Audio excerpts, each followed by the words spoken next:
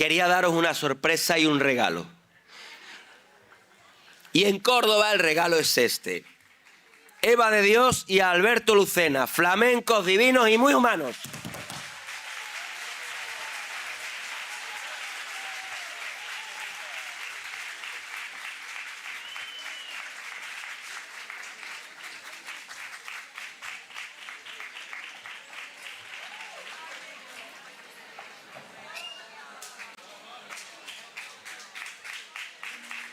¡Vamos allá!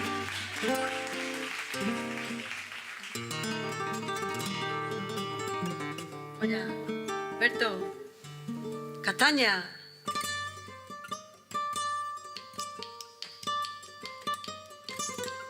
¡Hala!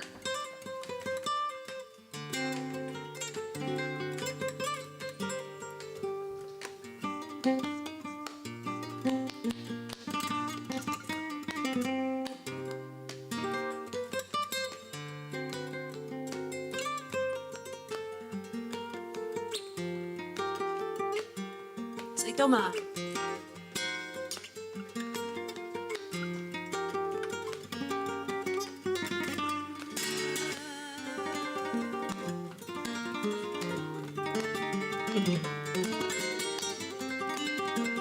Salsa.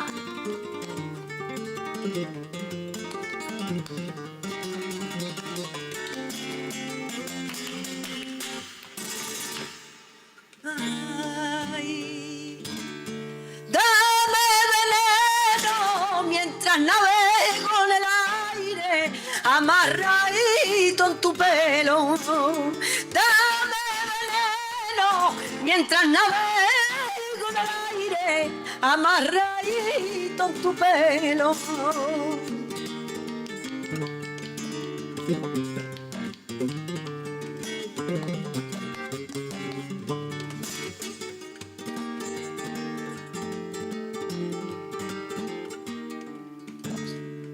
Dice que es lo que es bueno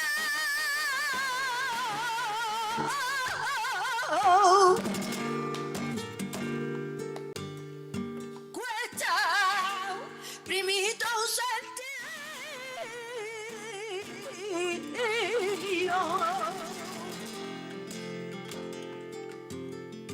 porque pa' mí no es cosita cierta, porque tú vales más de lo que cuenta.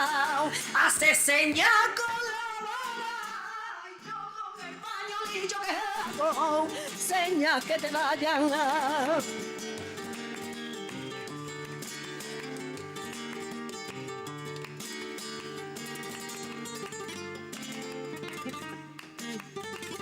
Eso.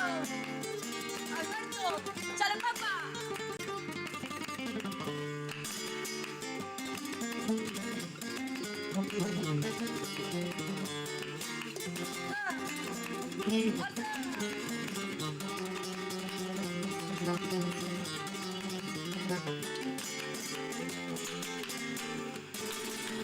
¡Ale! ¡Alza! Gitana, gitana mía, de tanto que te he querido, estoy endicado de pena y hasta el corazón herido. Por Dios no me dejes sola, ni de noche ni de día, por Dios no me desampares, mora de la morería.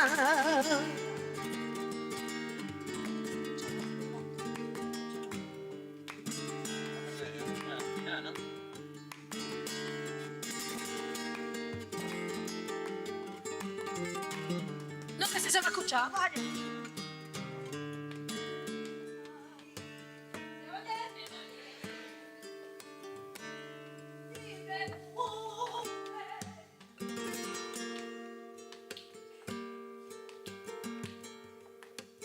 ¿Por qué no me enseñaste?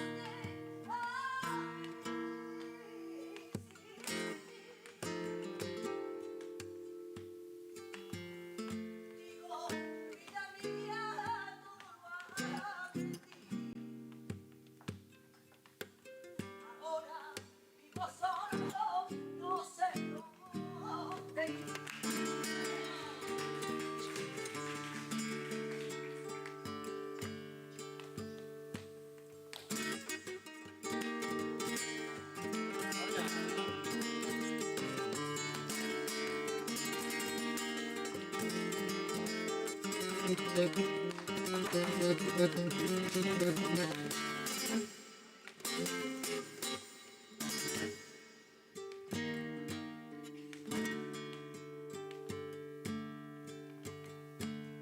espejo del agua me mira y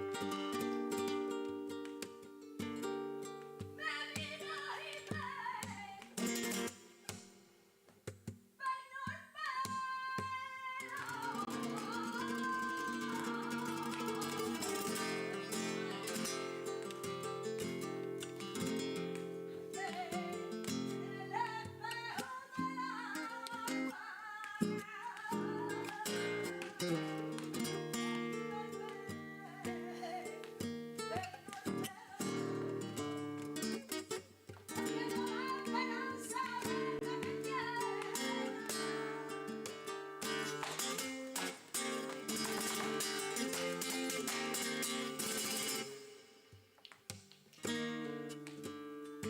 no quiero la esperanza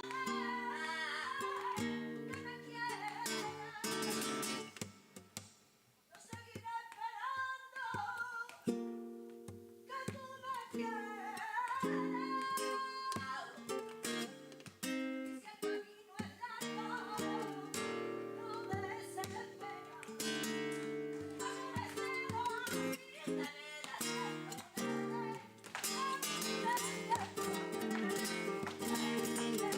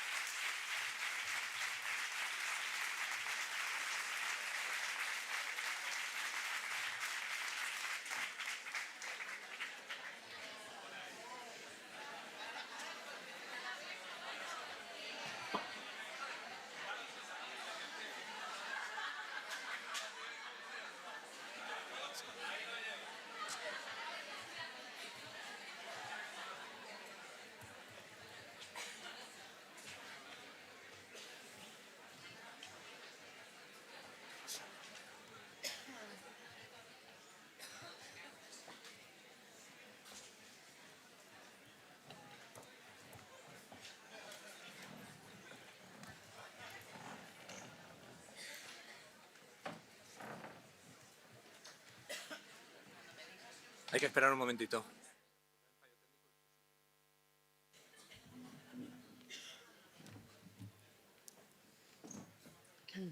Sí, ¿por qué no?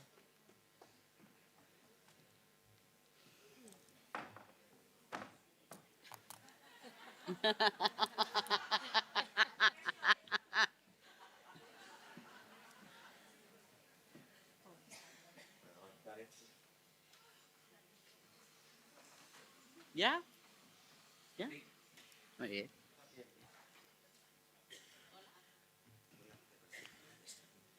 Sí, preséntamela. Bueno, es la de comunicaciones. Sí. Vale. Bueno. ¿Os ha gustado? Eso, hombre, he dicho, digo, aquí viene gente con mucha sensibilidad. Entonces van a apreciar esto más que los cardiólogos, ¿sabes? No hay ninguno en la sala, ¿verdad? Verás tú cuando me tengan que hacer cateterismo. Bueno, vamos a empezar con las comunicaciones orales, la segunda mesa de comunicaciones orales, en la cual ha colaborado el Sindicato Médico Andaluz para la 5ª edición de los premios Pablo Raez, que lo va a moderar Laura de la Cueva, que es enfermera y miembro de Proyecto UCI de la Fundación Humanizando la Sanidad. Muchas gracias.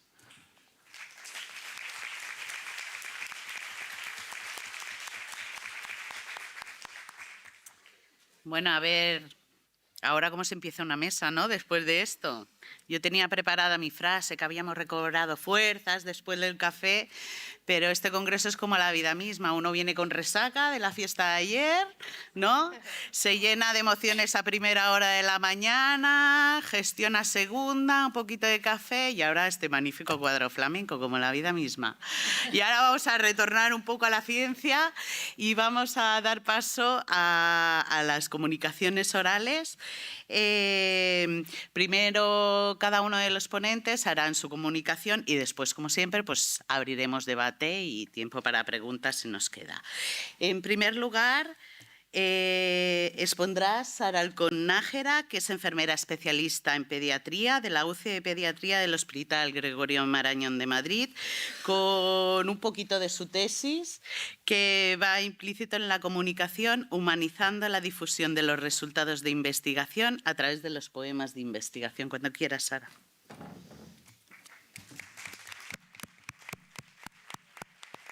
¿Puede ser bajito? El sonido de los poemas, que sea bajito. Ah, vale. Bueno, primero de todo agradecer al comité el permitirme presentar este fragmento de mi trabajo. No sé si alguna vez habéis pensado qué impacto puede tener la difusión de la evidencia en la comunidad. Existen numerosas propuestas para divulgar el conocimiento científico y la evidencia en cuidados.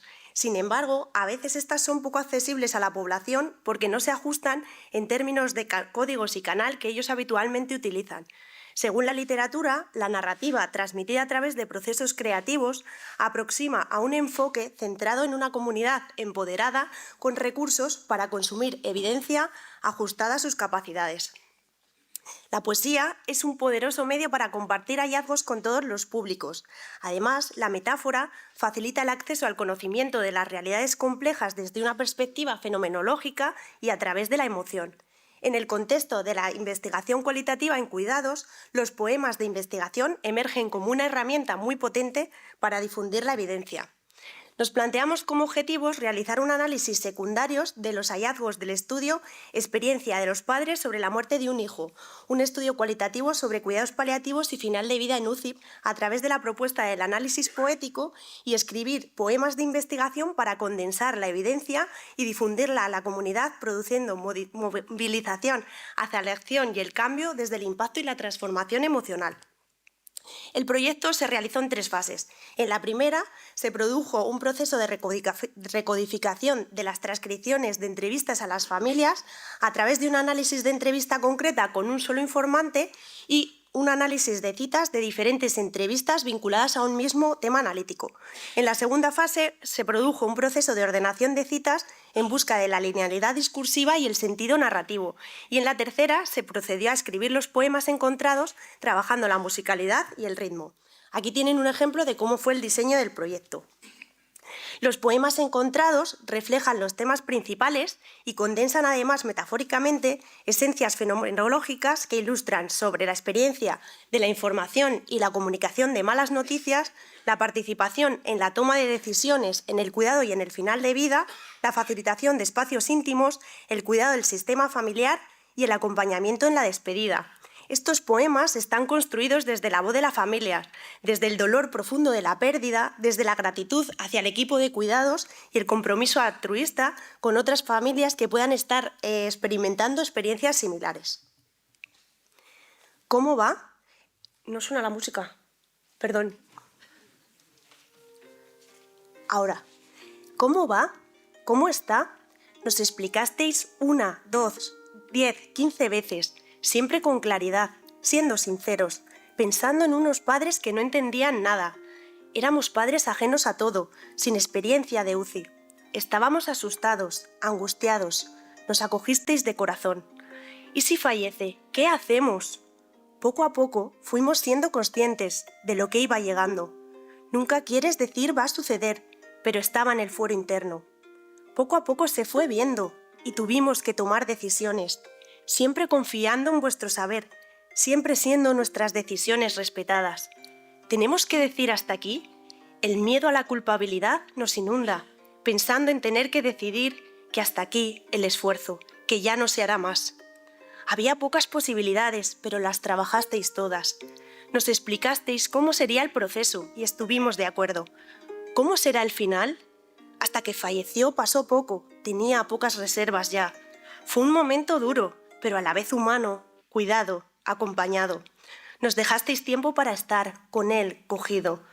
Murió en mis brazos, con nosotros. Fue una despedida sanadora. ¿Cómo va? ¿Cómo está? ¿Y si fallece, qué hacemos? ¿Tenemos que decir hasta aquí? ¿Cómo será el final? Preguntas que ahogan, respuestas que orientan, apoyo que reconforta, conexión humana que sana. Sin buen pronóstico siempre nos decían, lo tenías en la cabeza pero nunca se está preparada. No hay forma de entrenarse para perder un hijo. Nadie está hecho, pero compartir ayuda. Queda por siempre si tenías que haber hecho más. No te puedes quitar el síntoma de la culpabilidad. Lentamente, lentamente se fue. Un inimaginable que te desgarra el alma. Tomar decisiones de hasta dónde llegar creyendo con certeza en no alargar la agonía. Poderle poner un body, lo que significó, no tienes ni idea, muchísimo. Poco puedo hacer sino proporcionarle calma, recuerda con enfado y dolor. Yo la cogía, yo la hablaba, yo la cantaba. Cuando la pinchaban, que era complicado, estar ahí, que no es una operación a corazón abierto. Esas cosillas. Mi leche, que no había necesidad, pero la hubiera donado hasta mi corazón. Es normalizar, es estar, es cuidar, es seguir siendo su madre. Su vida ha sido en el hospital. Se anhela acercamiento, acortar distancias. Necesitamos abrirnos y vaciarnos y que nos acojáis. Tengo fotos robadas, son nuestros recuerdos, de ella. Esas cosillas. Es que no ha tenido otra vida, es que es la única vida que hemos tenido con ella. Celebrar la familia es importante, celebrar el Día del Padre, celebrar el Día de los Abuelos, celebrar el Día de los Tíos, celebrar la vida, celebrar por norma, sin excepción. Esas cosillas. Un año viviendo aquí en el hospital, me costó romper el vínculo. Cuando me escribía alguna mamá, algún contacto de allí, no lo valoraba, no lo rechazaba, lo valoraba. Necesitamos tiempo para desligarnos, pasar del todo a cero, a la nada. Ojalá con el tiempo podamos reencontrarnos y brindar por mi gordita. Esas cosillas. Te vas despidiendo poco a poco cuando ves que ya no está, que no es él. Dejó de ser tan pronto. Te vas despidiendo poco a poco mientras le cuidas. Ponerle los calcetines, echarle colonia. Te vas despidiendo poco a poco mientras sigues siendo madre. Nadie lo va a hacer mejor que yo, pensaba, porque es mi hijo. Te vas despidiendo poco a poco, lo das todo, todo tú, para que no tenga dolor, para que esté confortable. Y cuando llega el momento, estar ahí, tenerle en mis brazos, solos, en comunión, mapear su cara, sus pies y manos, que no se me olviden, disfrutando nuestros últimos momentos, porque no va a haber más. La vida también brota. Salvar otra vida es algo maravilloso. A él le habría encantado. Habría dado su vida por otro, reconforta, dio vida. La vida también brota. Nos lo preguntaron, que algo tenga sentido. Ofrecí a mi hija. La vida también brota. Que el corazón de mi hijo sirva para tu hija. Salvar la vida de niños es algo maravilloso. Saber que su corazón, sus órganos están vivos, jugando en un parque. La vida también brota. La muerte puede ser buena, apagándose el aliento con cada suspiro. Tranquila, pequeña, tranquila, chiquilla, en brazos por fin descansa. Apagándose el aliento con cada suspiro. Descansa en mis brazos bajo mi cobijo. En brazos por fin descansa, siéntete arropada a la tenue luz calma. Descansa en mis brazos bajo mi cobijo. No te vas sola, estás acompañada. Siéntete arropada a la tenue luz calma. Reconfortados, agradecidos, por fin descansa. No te vas sola, estás acompañada. La muerte puede ser buena, reconfortados, agradecidos, por fin descansa. Tranquila, pequeña, tranquila, chiquilla. Bueno, para concluir, me gustaría volver a la pregunta del inicio: ¿qué impacto puede tener la difusión de la evidencia en la comunidad? Pues los poemas de investigación orientan hacia una estrategia de difusión de la evidencia cualitativa orientada en la persona y a través de la metáfora. Capturan la esencia de la experiencia vivida e interpretada por los participantes para proyectarla a través de un medio que amplifica su voz. moviliza a la audiencia para favorecer la transformación y el cambio hacia la excelencia del cuidado desde una perspectiva de humanización. Y yo quiero decir una frase de William James: si estás lo suficientemente preocupado por un resultado, posiblemente harás algo para solucionarlo. Muchas gracias.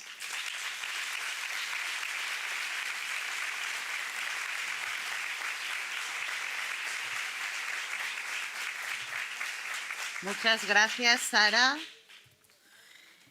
Ahora damos paso a Germán Guerrero Méndez, médico intensivista de la UCI del Hospital General de Ibarra, de Ecuador, con la comunicación Flujodramas dinámicos como estrategia para el diagnóstico y manejo del delirio. Hola, buen día con todos. En realidad es un placer estar aquí compartiendo todas las experiencias que nos han venido difundiendo.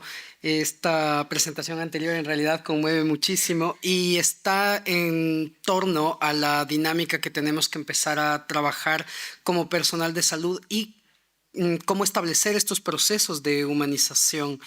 Esta presentación nace y este proyecto de investigación nace a partir de cuando nosotros establecimos en Ecuador nuestro protocolo de humanización. Al ser la primera unidad de cuidados intensivos a nivel país que hicimos esto, lo presentamos el año pasado, no pudimos estar presentes, pero caló muchísimo en toda la conciencia médica y de sanidad a nivel país. Sin embargo, nos dimos cuenta también de todas las falencias que teníamos porque había un protocolo, pero no teníamos muchos respaldos de cómo trabajar con el paciente y con el personal, principalmente en estas áreas del bienestar del paciente y del bienestar del profesional de la salud. Es que identificamos una patología la cual es sumamente subdiagnosticada y que determina muchísimo en la evolución de los pacientes críticos, que es el delirio. Para esto, siempre cuando hablamos de humanización, hay mucha resistencia por parte de ciertos profesionales que están educados en otra era y que dejan estas prácticas como más de lado porque pueden ser más subjetivas. Por lo tanto, la mejor forma de combatir esto es buscando evidencia. La evidencia que más encontramos sobre el delirio en el paciente crítico y cómo abordarlo, tanto con la forma terapéutica y no farmacológica, se basó en un consenso de revisiones sistemáticas multicéntricas que fue presentado por el profesor John Devlin. Y a partir de eso pudimos también orientarlo y aplicarlo a nuestro entorno. Sin embargo, como les decía, el delirio, al ser una patología subdiagnosticada, se encuentra muchísimo con esta barrera de qué debemos hacer o qué otras herramientas podremos utilizar. Y cuando empezamos a hablar de esto en nuestra unidad, tanto el personal médico como el de fisioterapia, como el de enfermería, la primera reacción al estar tan sobrecargados de trabajo fue: vamos a tener que hacer más cosas, o sea, vamos a tener que llenarnos de más documentos y hacer otro tipo de abordajes. Bueno, va a tocar. En esta justificación de empezar a sistematizar, decidimos emplear una herramienta que al principio se planteó como flujogramas. Los flujogramas, los algoritmos que tenemos todo el tiempo para toma de decisiones, se basaron en esquematizar el abordaje terapéutico, preventivo, diagnóstico, identificar los factores, iniciar de forma temprana tanto el tratamiento farmacológico como el no farmacológico, socializar con el personal de salud y poder medir variables. Pero el primer flujograma fue este y la respuesta fue la misma que les cuento. O sea, ok, vamos a tener algo más que empezar a trabajar, en lo cual abordar el tema de las diferentes áreas interdisciplinario de fisioterapia, de enfermería y la parte médica, pues se empezó a dificultar y nos ideamos a partir de la rueda de las emociones de Plutchik, un psicólogo de los años 80 que planteó esto como una herramienta para nosotros también empezar a jugar, también empezar a ser niños y a distraernos un poco mientras damos una solución a los pacientes, mientras damos una solución a lo que nos hace falta para poder servir de mejor manera. Y así nace Ludeliric, que les he pedido a algunas personas que estaban en el público que les van a ir pasando la herramienta, pueden irla viendo de momento. Y después también, de momento, quisiera que la exploren un poco, que jueguen. Esta rueda nos ayuda y nos permite ver con las escalas que están en la parte superior, Kamiku, RAS, Predeliric, ICD-SC, que son escalas validadas para el paciente crítico, según la colorimetría, identificar en qué proceso estoy. Si es verde, estoy en un proceso de reversión. Si estoy en celeste azul, puede ser sueño. Si es que ya se va poniendo la tonalidad amarillo, naranja, rojo, estoy en delirio leve, moderado, severo. Y si es que ya el paciente está en agitación psicomotriz, es negro. Entonces, al personal de salud le va a alertar y le va a dar una señal de cómo debemos actuar. También tenemos en esta parte cuáles serán las medidas farmacológicas a utilizar, cuáles serán las medidas no farmacológicas que tenemos que abordar y que son necesarias y que hay que prescribirlas.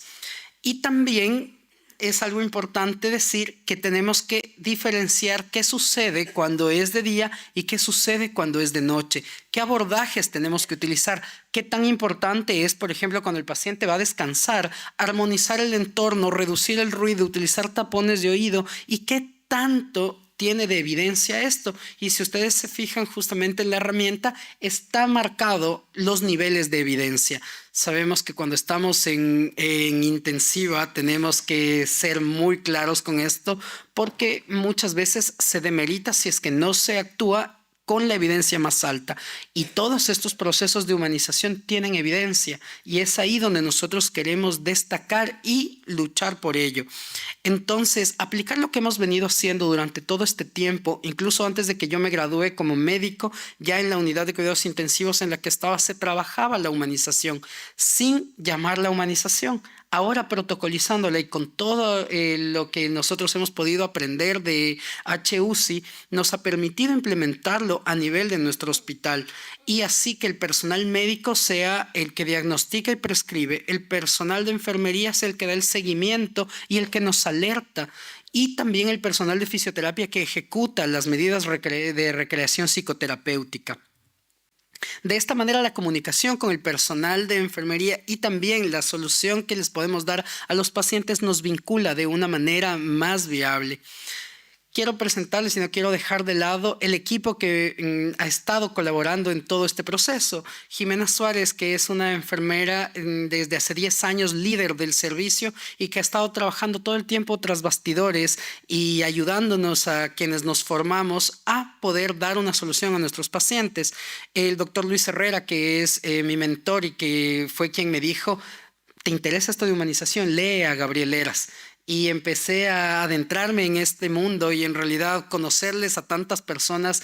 Hoy en día es como haberle conocido a Cristiano Ronaldo o a Zidane, pero en el sentido de la salud, de la sanidad. Gabriela Lucía Montenegro, que es una interna rotativa que se adentró también en este proyecto de investigación y nos colaboró muchísimo. La doctora Ana Guamán, que es médico tratante de terapia intensiva, que también me ha formado y me ha apoyado en este proceso. Y pues su servidor, Germán Guerrero, que hemos podido trabajar y nos planteamos una pregunta y también una máxima. Humanizar la sanidad es un acto revolucionario. Nos acompañan en esta revolución.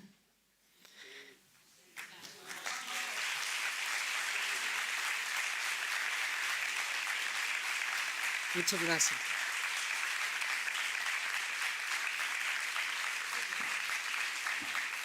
Gracias, Germán.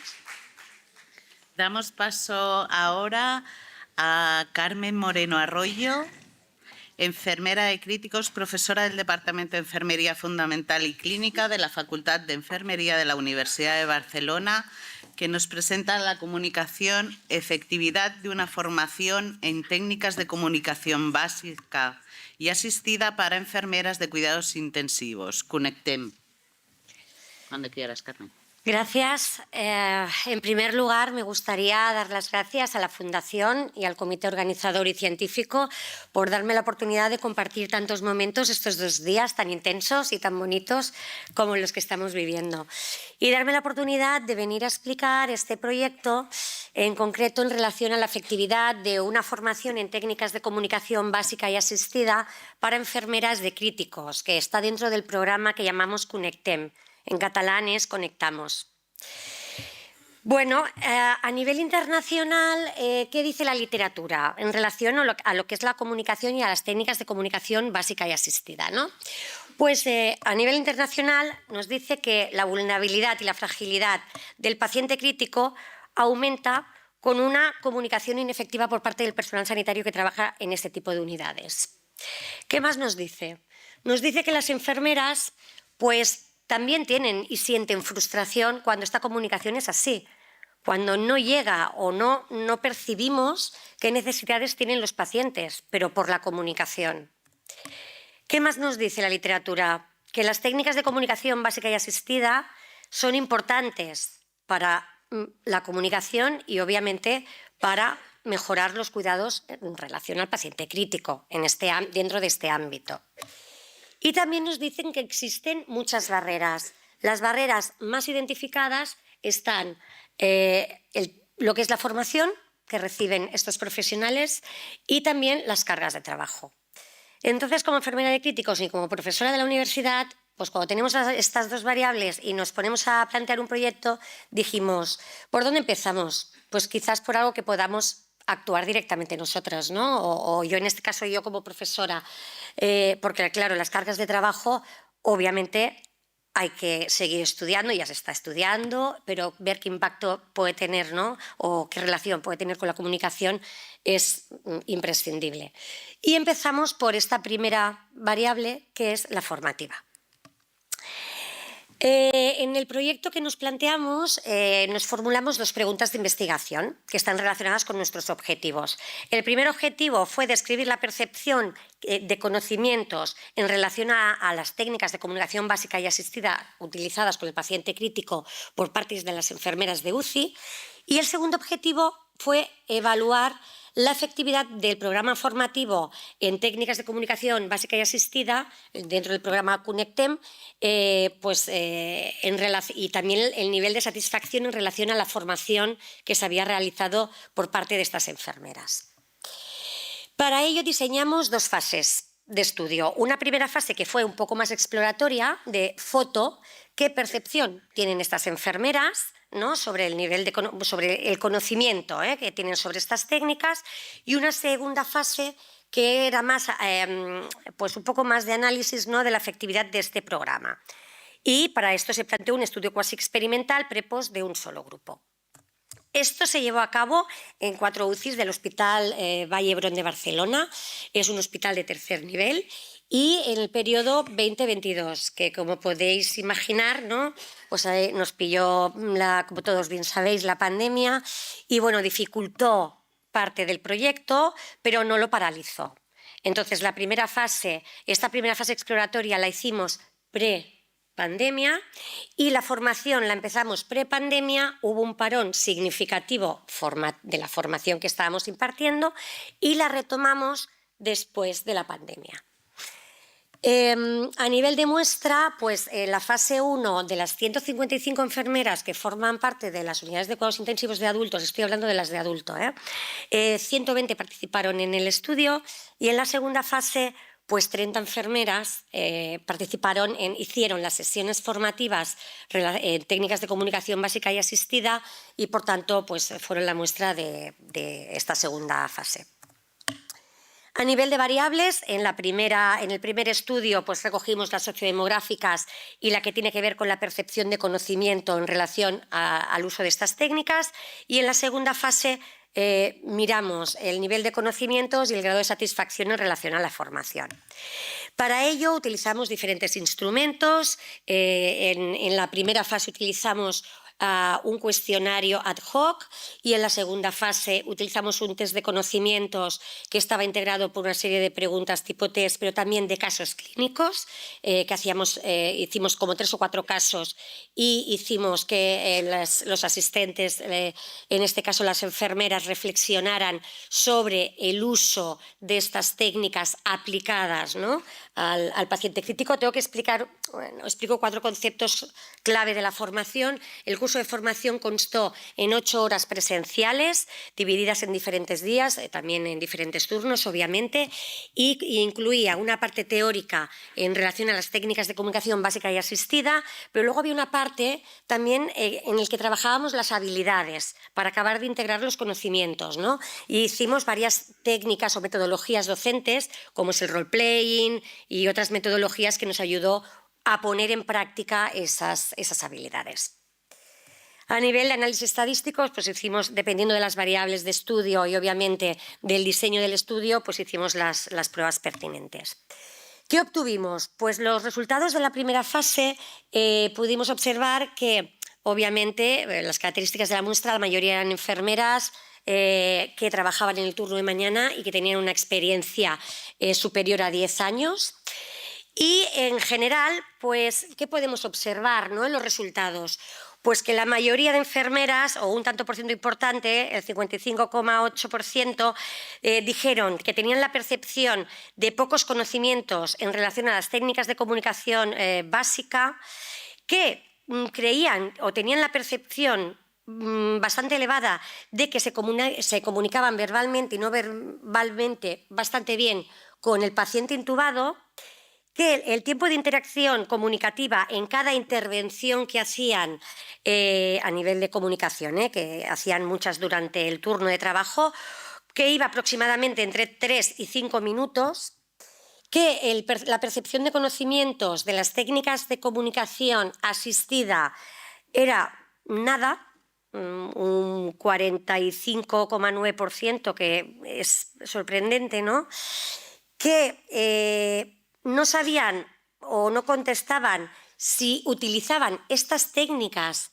en su práctica diaria, y que obviamente se sentían frustradas bastante, se sentían frustradas cuando la comunicación no era efectiva, que esto ya coincide con lo que hemos explicado, ¿no?, en la parte introductoria, y que muchas de ellas tenían la percepción de que, claro, la comunicación es básica para poder aplicar unos cuidados de calidad, ¿no? En la segunda fase, que es cuando aplicamos la formación, los resultados muestran, claro, nosotros pasamos, antes de empezar la formación, pasamos el test de conocimientos y pasamos los casos clínicos y lo trabajamos con ellos, ¿no? Hicimos la formación y pasamos el mismo test de conocimientos y los mismos casos. Y pudimos observar que hubo un impacto muy positivo. ¿Por qué? Porque la mayoría de ítems evaluados tuvieron un cambio significativo. Por tanto, quiere decir que algo ha impregnado con esta formación, ¿no? Y a nivel de satisfacción, pues también podemos decir que la mayoría mostraron estar muy satisfechos con la formación prestada. Por tanto, ¿cómo podemos concluir o qué podemos extraer de todo esto? Pues podemos decir que las enfermeras manifestaron sentirse frustradas cuando la comunicación no era efectiva, que la mayoría de enfermeras manifestaron no conocer o saber muy poco sobre el uso de las técnicas de comunicación básica y asistida con el paciente crítico, que la formación en técnicas de comunicación básica y asistida fue efectiva porque mejoraron los conocimientos. Estoy hablando de nivel de conocimientos, que fue lo que midimos. Nivel de conocimientos sobre la comunicación con el paciente crítico, y que el grado de satisfacción en relación a esta formación pues fue muy elevada, ¿no? ¿Qué nos llevamos de todo esto? Pues nos llevamos una experiencia muy buena, ¿no? Porque quizás después de la pandemia, cuando dijimos, ahora obviamente el cambio a nivel de comunicación con el paciente crítico en pandemia fue tan heavy que dijimos, ostras, quizás tenemos que hacer otra foto, ¿no? De qué es lo que ha pasado después. Pero bueno, nos reclamaron desde las UCIs el hecho de, Carmen, venir con el equipo a seguir haciendo la formación a estas enfermeras, porque llevan un año trabajando y mucha gente no ha estado nunca en UCI, ¿no? Y nos quedamos con eso, con la experiencia que hemos vivido, y agradecer desde aquí a todas las enfermeras que han formado parte de este proyecto y que siguen estando vinculadas a este proyecto. Muchísimas gracias por vuestra atención.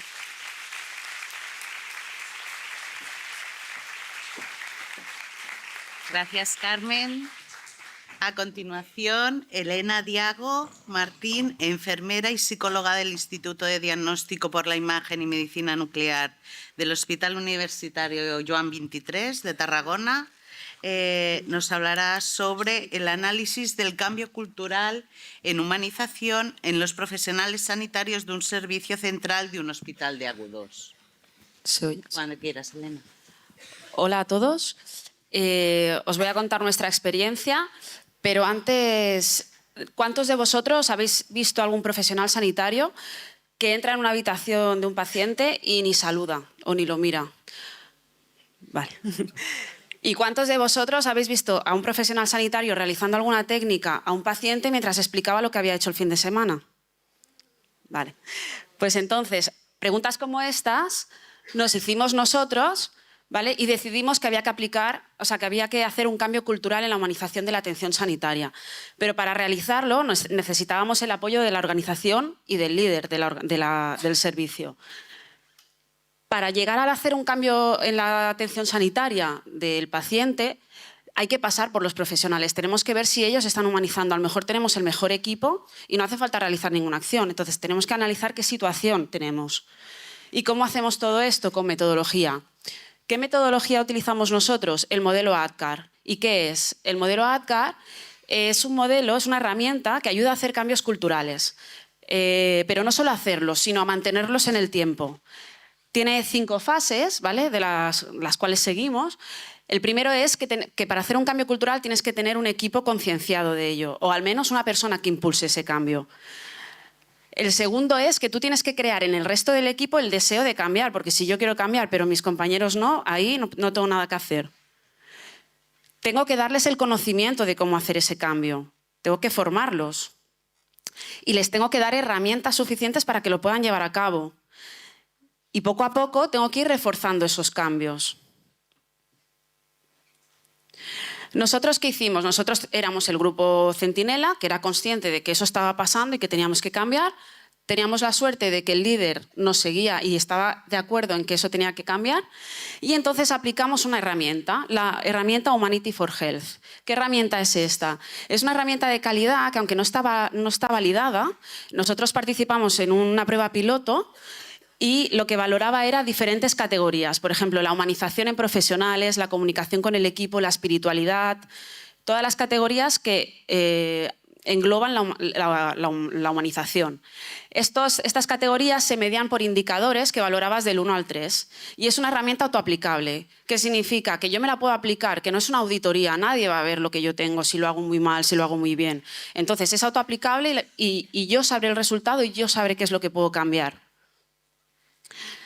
Nosotros, después de pasar esta herramienta, analizamos lo que nos salió, el resultado, pero para analizar a los profesionales que teníamos en ese momento, decidimos también crear una encuesta de 13 preguntas. ¿Qué preguntábamos? Pues en qué grado conocían la humanización, cómo valoraban la comunicación hacia el equipo, cómo valoraban la comunicación del equipo hacia uno mismo, ¿vale? Las respuestas eran en escala Likert y eran dicotómicas de sí y no.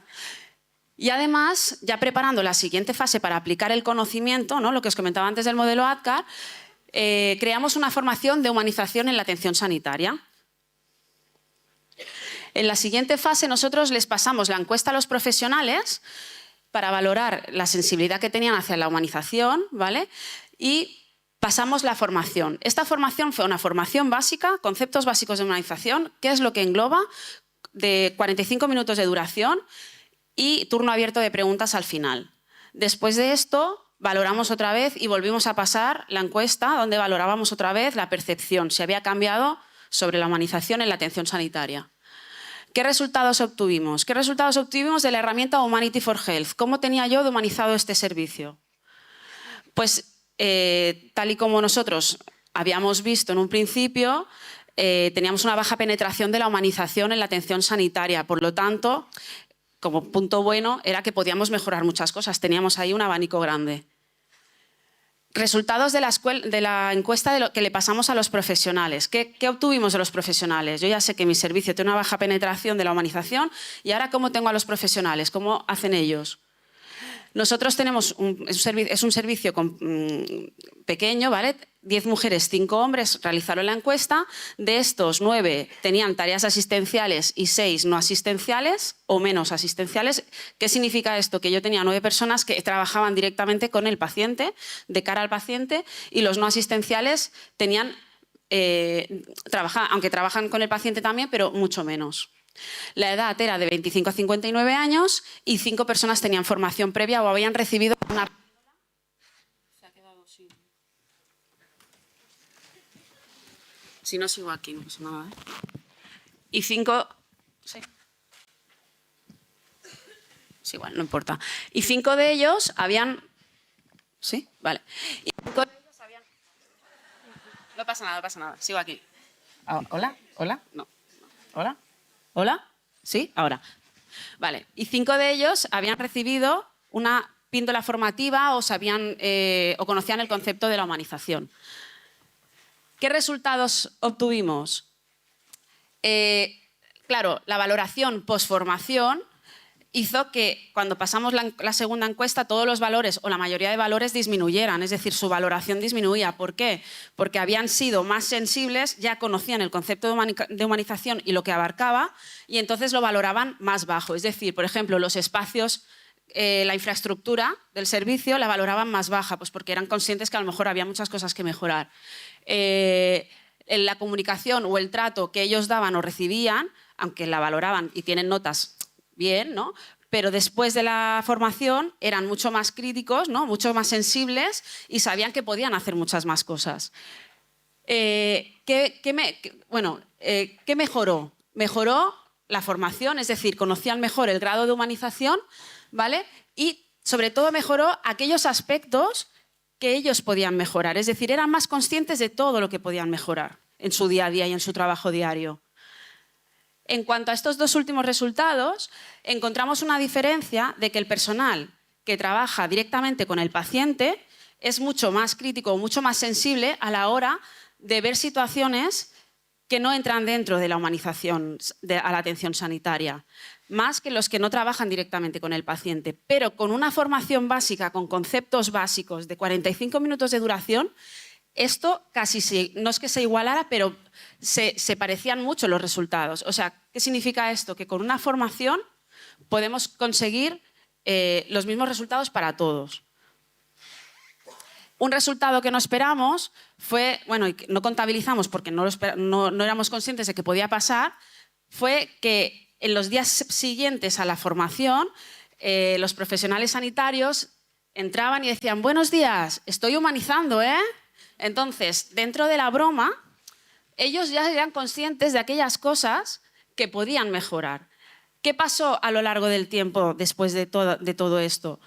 Pasó que dejaron la broma y cuando había situaciones en el servicio que consideraban que no entraban dentro de la humanización, decían: ay, me parece que no estás humanizando mucho, ¿no? Ya tenían el clic en la cabeza y ya habían hecho ese cambio, ¿vale? ¿Y ahora qué? ¿Qué hacemos? Yo ya tengo al personal que ya ha eliminado las resistencias o las posibles resistencias a los cambios en la humanización, y ahora ¿qué tengo que hacer? Ahora estamos en un proyecto a 1 año donde estamos realizando un plan de humanización en la atención sanitaria personalizado para nuestro servicio, donde medimos KPIs, indicadores, y que aplicaremos cambios, pero con el principio de Pareto. ¿Qué significa esto? Que yo voy a aplicar un cambio que no me suponga mucho esfuerzo, pero que consiga el mayor cambio posible o el aumento de humanización en la atención sanitaria. Si yo empiezo a cambiar infraestructuras, a pelearme con el director económico, el ingeniero y todo esto, al mes dejaré de hacer nada porque estaré agotada. Entonces voy a empezar con pequeños cambios, pero que me aporten mucho. Y luego no nos olvidemos de la última fase. Para que un cambio perdure en el tiempo hay que ir haciendo recordatorios, refuerzos. Entonces, iremos haciendo revisiones de KPIs, volveremos a aplicar las encuestas y tendremos que hacer píldoras formativas para que no se olviden de los conceptos de humanización y de lo que implica. Y es el proyecto a un año que os había comentado. Como conclusiones, pues eso, que tanto personas asistenciales que se dedican, o sea, que tienen su trabajo diario con atención directa al paciente, como los que no, con una formación básica se iguala, mejora la conciencia de los trabajadores en todos los aspectos que pueden mejorar, mejora el trato y comunicación entre ellos y son capaces de decirse, pues mira, esto no me parece un trato humanizado o no me parece que esto que entre dentro de la humanización. Y aunque la muestra es poco significativa, porque al final son 15 profesionales, se ve que hay una tendencia y que hay un cambio en la humanización de la atención sanitaria. Y nada, muchas gracias. Os dejo mi contacto porque al final yo lo que creo que... Gracias.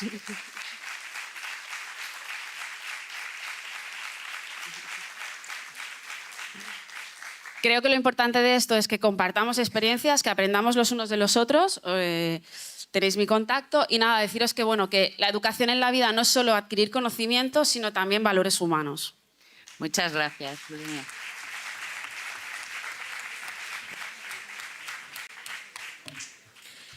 Y a continuación, como última comunicación de la mesa, Rosa Romero Moreno, psicóloga y profesora de la Universidad Rey Juan Carlos de Alarcón, nos presenta crecimiento postraumático 2 años después de ingreso por enfermedad grave. ¿Qué perfil de paciente experimenta un mayor crecimiento? Rosa. Bueno, pues buenos días a todos. Muchísimas gracias, al igual que mis compañeros, al Comité Científico y Organizador por estas jornadas, estas sorpresas tan emocionantes y por darnos la oportunidad de presentar este trabajo que hemos hecho en el Hospital Severo Ochoa de Madrid y un equipo de psicólogos de la Universidad Rey Juan Carlos. Nosotros, el objetivo fundamental y nuestro interés era analizar qué perfil de paciente experimenta a lo largo del tiempo un mayor crecimiento postraumático. Nos vamos a remontar también a la pandemia y bueno, hay muchos estudios, mucha literatura y además hemos hablado mucho del impacto que ha tenido la pandemia en la salud emocional de los pacientes y sobre todo nos hemos centrado casi siempre en los aspectos negativos, en las consecuencias emocionales negativas, siendo bueno, pues, las variables más estudiadas sintomatología depresiva, ansiosa, estrés postraumático, pero también es cierto que hay una laguna, en la investigación existen pocos estudios y a nosotros nos interesó saber que también hay estudios que indican que ante un acontecimiento traumático, como es haber sido paciente con una enfermedad grave, existen cambios positivos, existen también aprendizaje, emociones positivas y cambios personales. Nosotros nos centramos en este estudio en analizar el crecimiento postraumático. Para ello nos basamos en uno de los modelos con más evidencia científica para estudiar el impacto que tiene el estrés en la salud emocional y en la salud física, que es el modelo de estrés y afrontamiento. Y según este modelo, el impacto que tienen los estresores objetivos, en este caso vamos a hablar de pacientes que han tenido una enfermedad, que han sido hospitalizados por una enfermedad grave, el impacto que tienen los estresores objetivos, por ejemplo, la gravedad de la enfermedad, los días que han estado ingresados, no determina directamente las consecuencias emocionales de estos pacientes, sino que existen variables muy importantes, factores psicológicos que están mediando en esta relación. Por ejemplo, la valoración que hacen los pacientes de la propia situación, la valoración de la situación estresante y otros factores que consideramos importantes que son la activación conductual y la restricción conductual, que voy a hablar un poquito después de estas variables en profundidad. Por tanto, el objetivo de nuestro estudio fue analizar cuál fue el papel predictor de factores psicológicos. Concretamente nos interesó analizar, como decía, la activación conductual o la frecuencia de actividades agradables que hacían los pacientes después del ingreso. Fueron pacientes que estuvieron hospitalizados por enfermedad grave COVID-19 con neumonía bilateral con insuficiencia respiratoria en la primera ola de la pandemia, es decir, pacientes que estuvieron ingresados en marzo, abril y mayo del 2020. Después de este ingreso, es un estudio longitudinal, evaluamos al cabo de un mes aproximadamente, hicimos una entrevista psicológica telefónica y 2 años más tarde volvimos a evaluar estas variables. Uno de los factores psicológicos, decía, era la activación conductual y el otro, la restricción conductual, que es hasta qué punto los pacientes se sentían restringidos y limitados a la hora de hacer ciertas actividades, que esta variable también se comentó en otra de las mesas ayer. Y evaluamos pues, también las diferencias en variables sociodemográficas, estresores y malestar emocional. Participaron 76 adultos supervivientes a la enfermedad grave en la línea base y 2 años más tarde 66 pacientes. El 73% de la muestra fueron hombres con una edad media de 60 años y el número medio de días de ingreso fue 28 días. La mitad aproximadamente estuvieron en UCI, aunque ese dato no lo tenemos controlado porque fue en la primera ola de la pandemia, pero aproximadamente el 50% estuvo ingresado en UCI. Aquí pueden observar las variables que medimos con los instrumentos de medida. Si alguien tiene interés, le podemos enviar el protocolo. Evaluamos la salud percibida, los recursos económicos, los días de ingreso, la limitación, la capacidad funcional de los pacientes, la frecuencia de actividades de ocio y restricción conductual, como decía, y sintomatología depresiva, ansiosa y estrés postraumático. Nuestra variable dependiente fue el cambio en crecimiento postraumático, que aquí pueden ver esta variable, utilizamos la versión corta del inventario de crecimiento postraumático, lo que mide es, a raíz de una crisis, como es haber estado ingresado por enfermedad grave en la pandemia, hasta qué punto los pacientes experimentan un cambio positivo en una serie de dimensiones con respecto, por ejemplo, a su relación con otras personas, hasta qué punto perciben que tienen mayor sentido de proximidad, que sus relaciones son más cálidas, nuevas posibilidades, hasta qué punto consideran que esto les ha ayudado a ser más fuertes de lo que pensaban, cambio, desarrollo espiritual, que también se ha comentado en el Congreso, y hasta qué punto esta experiencia le ha hecho replantearse los valores o sus valores, ¿no? La apreciación por la vida. Esta sería la escala y los resultados del estudio. Bueno, aquí no quiero entretenerme mucho con las características de la muestra. Los resultados del estudio, lo que hicimos fue dividir a la muestra, analizar las diferencias en la línea base, en la variable crecimiento postraumático y 2 años más tarde. Y dividimos a la muestra en 3 grupos, por perfiles. El grupo 1 fue el que redujo o mantuvo sus niveles de crecimiento postraumático 2 años más tarde. El grupo 2 que tuvo un aumento leve en crecimiento postraumático y el grupo 3 que tuvo un aumento elevado en crecimiento postraumático. Y analizamos las diferencias. Lo que encontramos fue que en cuanto a las variables sociodemográficas, parece que el sexo no era una variable relevante, tampoco la edad, no hubo diferencias entre los grupos significativas. Encontramos que los recursos económicos fue una variable significativa. El grupo 3, aquel que tuvo mayor crecimiento postraumático, reportaba menos ingresos económicos. En el gráfico este ítem iba inverso. No hubo diferencias con respecto a los niveles de salud percibida entre los 3 grupos. En cuanto a los estresores relacionados con la enfermedad, tampoco encontramos diferencias en el número de días de hospitalización, en sus niveles de capacidad funcional. Parece que el grupo que menos cambió, menos crecimiento postraumático tuvo, sí que manifestó tener mayor percepción de dolor durante el ingreso, y los resultados que nos parecen interesantes son que la variable que parece más importante es la restricción conductual, de nuevo, parece que los pacientes con menos crecimiento postraumático reportaban mayores niveles de restricción conductual y, sin embargo, las diferencias no fueron significativas en cuanto al número de actividades agradables. y con respecto a las variables de malestar emocional no se encontraron diferencias significativas. ¿Qué nos dice o cuál es la conclusión de nuestro estudio? Parece que los estresores objetivos no tienen un papel relevante para explicar el crecimiento postraumático. La variable más importante es que los pacientes después del ingreso se sientan restringidos a la hora de hacer actividades. Y esto es muchísimo más importante que verdaderamente, objetivamente, el número de actividades que hace, porque es el mismo en los tres grupos. Las implicaciones prácticas de este estudio, consideramos que es importante evaluar esta variable de percepción de restricción conductual, si se sienten limitados y por qué, y los motivos por los que se sienten limitados. Si es por miedo a que tengan dolor, si es por miedo a ser una carga para los demás, porque en función de esto podemos intervenir en esta variable. Podemos modificar esa percepción subjetiva, que parece que es la variable que más importancia tiene. Podemos modificar creencias disfuncionales que están, digamos, prediciendo esa variable.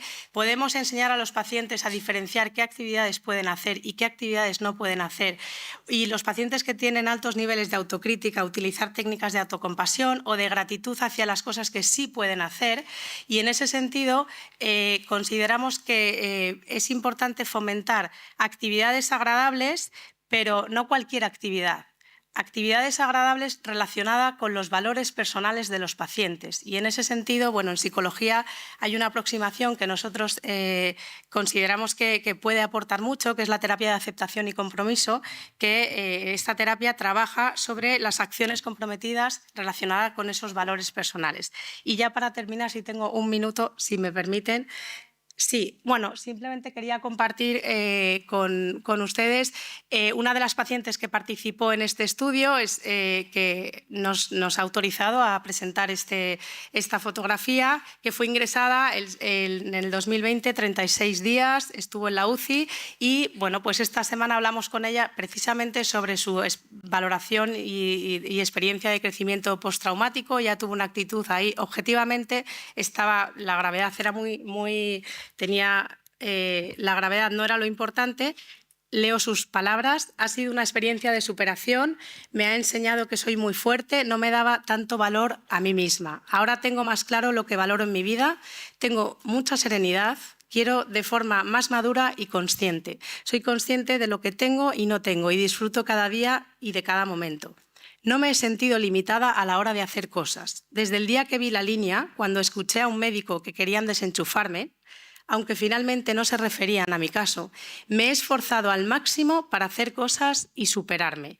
Me ha ayudado esta experiencia a ser consciente de lo maravillosas que son las personas, especialmente los profesionales sanitarios, que son mis ángeles. Siempre me atendieron con una sonrisa en la cara y con 9 guantes. Han estado ahí muchas más personas de las que yo creía. Entonces, bueno, simplemente que a nivel cuantitativo y también aquí podemos ver a nivel cualitativo, pues las experiencias traumáticas también pueden llevar cambios positivos con mayores niveles de crecimiento postraumático. Muchas gracias y perdón.